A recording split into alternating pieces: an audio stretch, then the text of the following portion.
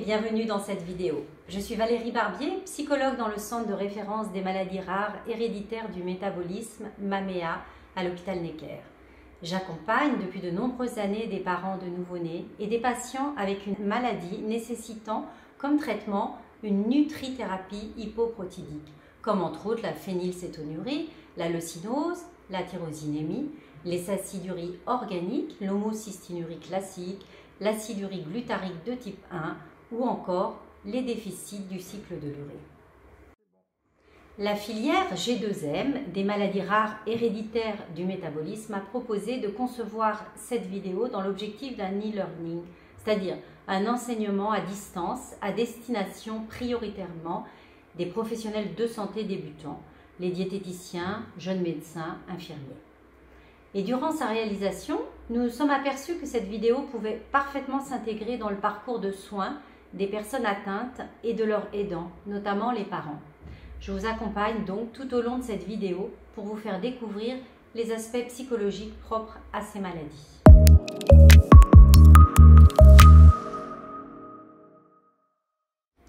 Vivre avec une maladie à nutrithérapie hypoprotidique. On va voir les répercussions du côté des parents.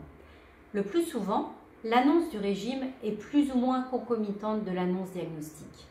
Les parents sont sous le choc. Il y a un effet traumatique de cette annonce diagnostique. Les parents parlent d'un avant et d'un après. En période néonatale, ils doivent faire le deuil du bébé idéal. Il peut y avoir des effets de sidération, d'effondrement. De nombreux mécanismes de défense se mettent en place et un temps d'élaboration est nécessaire pour faire face à la situation. Tout ce qui est dit sur le traitement, le régime hypoprotidique, va être pris dans ce mouvement. Ainsi, la façon dont le régime est accueilli par les parents est liée à l'acceptation de la maladie. Lorsque les parents cheminent sur ce plan, le régime est d'autant mieux accepté et de ce fait, il sera mieux accepté par l'enfant. C'est donc un temps crucial et il faut respecter les différentes étapes qui peuvent se chevaucher, avoir une durée différente pour chacun. De plus, les premiers liens mère-bébé s'établissent principalement autour des échanges alimentaires. Ainsi, la mise en place d'un régime risque d'être vécue comme une intrusion du médical dans ces toutes premières relations. L'accompagnement psychologique est essentiel dans cette période afin d'aider les familles à cheminer dans l'acceptation de la maladie et de permettre une prise en charge optimale. L'idéal est que le régime soit perçu comme un traitement, donc comme quelque chose de positif, et non seulement comme quelque chose de négatif, alors que ce sont généralement des représentations négatives qui sont associées à des restrictions alimentaires. À partir de là, on peut conseiller aux familles de poursuivre leur alimentation classique, alors que leur enfant devra suivre un régime différent d'eux, car il s'agit d'un traitement pour lui, du fait de sa singularité, sa maladie héréditaire du métabolisme. Poursuivre une alimentation classique ne dispense pas d'avoir toujours une base commune, un schéma similaire dans l'assiette, le même nombre de plats par exemple. La plupart des parents sont tentés dans un premier temps de s'appliquer les mêmes restrictions que leur enfant, ou parfois ils mangent en cachette les aliments interdits, croyant le protéger des tentations et des frustrations. Cela n'est pas lui rendre service car ces tentations et frustrations se présenteront inévitablement dans leur vie, invitation, école. Ainsi, le meilleur moyen de protéger leur enfant est de l'aider à assimiler dès le plus jeune âge qu'il porte une singularité et que le régime est là pour l'aider à grandir comme les autres. C'est cela qui lui permettra d'affronter les situations sociales où les aliments interdits seront proposés, partagés, sans vivre ces moments comme une marginalisation ou un temps de frustration. Bien souvent, les parents ne parlent pas spontanément de ce comportement de dissimulation. Il ne faut pas hésiter à interroger leur fonctionnement familial afin d'éviter que ce type de comportement ne s'installe. Plus cette assimilation est faite précocement, plus l'enfant vivra bien avec son régime. Par contre, si les parents se cachent ou développent des stratagèmes pour éviter des situations sociales, ne plus répondre aux invitations, ne plus aller au restaurant, c'est le signe que le travail d'acceptation de la maladie n'est pas fait pour les parents et cela ne va pas aider l'enfant à le faire. Il arrive souvent un moment où l'enfant demande à goûter un aliment interdit. C'est toujours difficile pour les parents de refuser. C'est important de leur expliquer que c'est une vraie difficulté pour eux. Cela ravive un sentiment de culpabilité.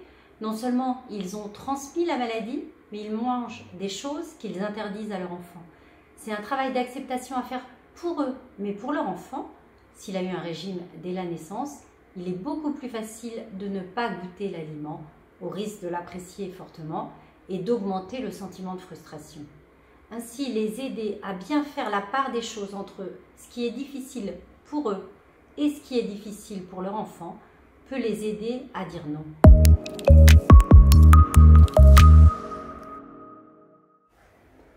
Lorsque la maladie est diagnostiquée en période néonatale, le nouveau-né découvre l'alimentation et va former ses goûts.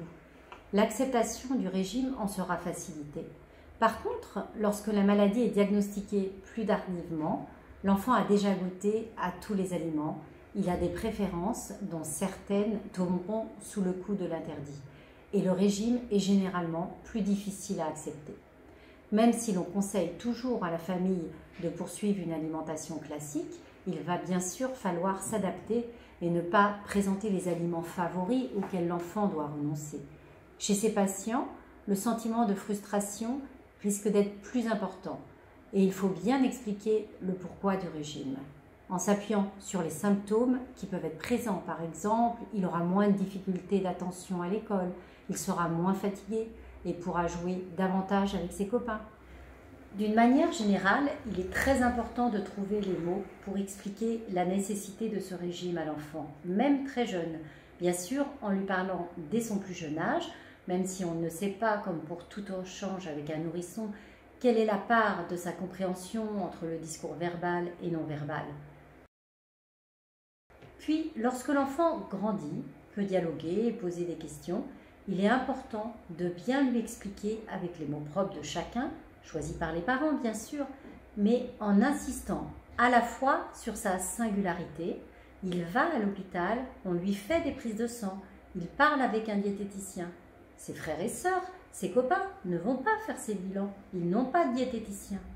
Mais aussi sur les aspects concrets, pour que tu puisses courir, lire, jouer à des jeux vidéo, comme les autres enfants, selon l'âge de l'enfant et ses préoccupations. Souvent, les parents croient avoir expliqué à leur enfant. C'est pour que tu ne sois pas malade, pour que tu n'ailles pas à l'hôpital, c'est pour ton bien. Mais cela ne permet pas à l'enfant de comprendre la nécessité du régime. Il se demande pourquoi ça ne rend pas malade les autres. Et lui-même, il ne se sent pas malade. Il a à la fois besoin d'éléments concrets et de comprendre sa singularité. Ce discours doit faire sens pour l'enfant. Lorsque l'enfant suit un traitement diététique dès les premiers jours de vie, avant la diversification alimentaire, il étonne souvent l'entourage par sa compréhension des interdits et sa compliance. Ainsi, les parents rapportent qu'ils peuvent disposer des mets lors d'un apéritif, par exemple, et que l'enfant ne touchera pas aux aliments interdits. Par la suite, lorsqu'il se sociabilise, l'enfant peut être questionné par sa différence, la vivre comme une injustice, être tenté de braver les interdits. Il faut bien être attentif à ces périodes clés où il faudra réexpliquer le sens du régime. La relation avec la fratrie est complexe car elle est également prise dans la dynamique de la rivalité fraternelle. Ainsi, certains frères ou sœurs narguent l'enfant qui a un régime avec des aliments interdits par exemple. Il faut que les parents y soient bien attentifs car cela peut être fait en leur absence. L'équipe hospitalière peut proposer son aide et recevoir la fratrie pour expliquer. On peut se chamailler avec son frère ou sa sœur, mais pas sur le traitement. Il faut souligner son importance sur le plan médical. Si ces comportements perdurent, on peut conseiller une prise en charge psychothérapique, soit pour la fratrie ou pour l'ensemble de la famille.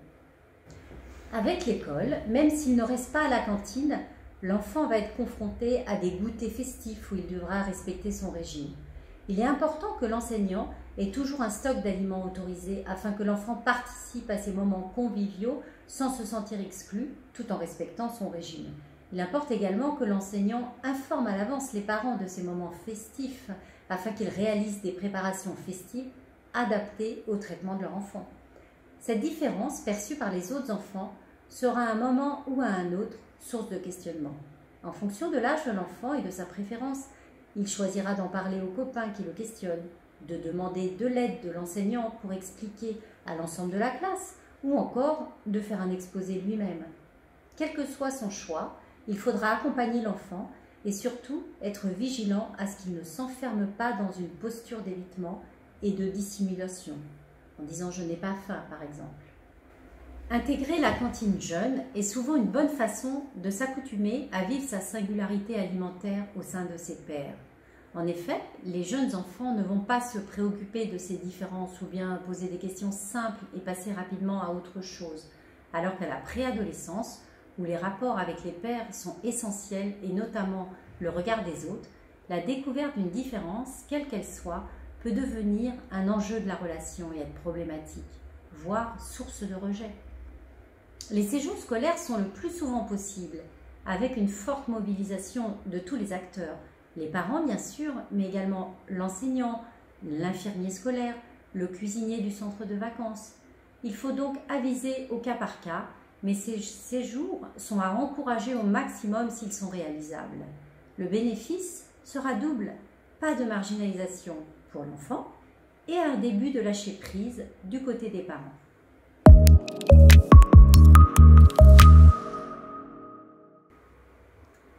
À l'adolescence, lorsqu'ils sont confrontés au questionnement de leur père, les jeunes peuvent être en difficulté pour y répondre. Des réponses non détaillées ne suffisent plus, mais ils veulent souvent préserver leur intimité, ne souhaitant pas révéler leur pathologie, une maladie rare, génétique, méconnue, complexe à expliquer et qui ne se voit pas, mais omniprésente de par son traitement diététique. Le jeune est alors plongé dans une situation paradoxale où il est tenté de ne pas en parler, et en même temps dans l'obligation d'en parler. Là encore, il faut être vigilant et accompagner les jeunes pour ne pas arriver à des situations extrêmes. Par exemple, un lycéen qui déjeune dans la voiture de ses parents car la pause méridienne est trop courte pour se rendre au domicile. Ou un jeune qui refuse les invitations, s'isolant de plus en plus. De plus, à l'adolescence, la question de la compliance au traitement peut revenir de façon aiguë, avec de nombreux chapardages. Parfois, les difficultés se cristallisent et s'inscrivent dans un conflit plus général de l'adolescent avec ses parents. Un suivi psychothérapique peut être proposé. Enfin, un accueil temporaire en internat médicalisé est parfois une très bonne alternative afin de travailler la compliance au régime, l'autonomie, le vécu de la différence. Ces internats peuvent également être proposés pour des brefs séjours pendant les vacances scolaires car ils accueillent les jeunes avec une équipe d'animateurs, ce qui leur permet de passer un temps de vacances hors famille tout en respectant les contraintes du régime. L'adolescence, c'est aussi l'âge de l'autonomisation par rapport à la famille. D'une part, les adolescents souhaitent sortir comme les autres jeunes de leur âge, mais ils ont parfois des difficultés à gérer leur alimentation en l'absence des parents. Et d'autre part, la famille a des difficultés à faire confiance aux jeunes.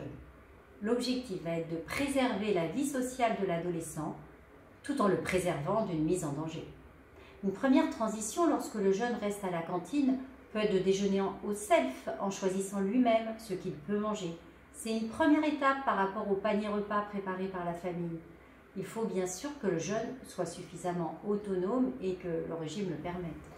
Les parents sont généralement plus sécurisés car cela se passe dans le cadre scolaire. Par contre, ils sont plus inquiets pour les sorties entre jeunes, qui sont néanmoins indispensables à l'épanouissement de ce dernier. Il faut accompagner les parents dans le lâcher-prise qui est difficile, comme dans toute maladie chronique. On peut les encourager à faire les choses très progressivement, un repas, une soirée, un week-end. Parfois, ces jeunes n'ont aucune expérience de séparation familiale du fait de leur traitement. C'est tout le travail d'acceptation fait en amont qui va permettre que les choses se passent bien à l'adolescence. Des séances d'éducation thérapeutique du patient, ETP, en groupe, sont d'une grande aide. Elles permettent à l'adolescent de partager son vécu avec d'autres jeunes rencontrant des questions similaires et l'aident à s'exprimer grâce à l'émulation du groupe et à l'utilisation d'outils spécifiques, comme un métaplan, photo-expression. Sur le plan de l'orientation professionnelle, la nécessité de poursuivre un traitement alimentaire strict peut conduire à des renoncements sur le plan professionnel. Sage-femme, pompier, ce sont des métiers qui ne permettent pas de faire des pauses repas nécessaires à ce type de régime. Le jeune doit à nouveau rentrer dans un processus d'acceptation et de renoncement, de même qu'il avait déjà accepté sa maladie, son régime, sa différence. C'est une reviviscence de toutes ces étapes qui peut être très douloureuse.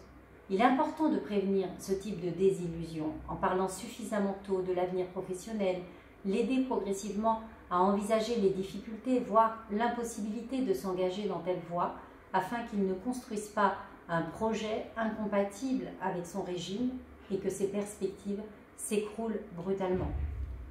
En ce qui concerne les voyages, certaines destinations ne sont pas compatibles avec les régimes ou nécessitent une organisation très importante. Prévoir et emporter tous les aliments qui ne pourront pas être disponibles sur place, par exemple.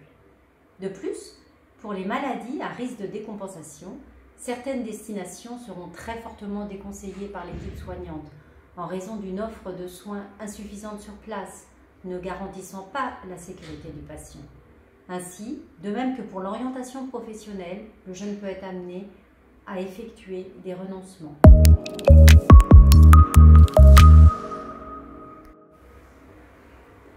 La particularité de ces maladies rares réside dans leur traitement qui est principalement diététique. Ces maladies imposent la transposition d'un acte de la vie quotidienne, s'alimenter, en une obligation de soins. Le message maître à retenir en lien avec les répercussions de ce traitement est d'anticiper pour mieux accompagner durablement les parents, les patients de tout âge. Expliquer dès le plus jeune âge, discuter, communiquer, s'appuyer sur l'aide de professionnels comme les équipes soignantes, enseignantes, mais aussi d'associations de patients et d'aidants, sont en partie les clés favorisant le bien vivre avec une maladie rare à traitement diététique. C'est le message principal que nous devons garder.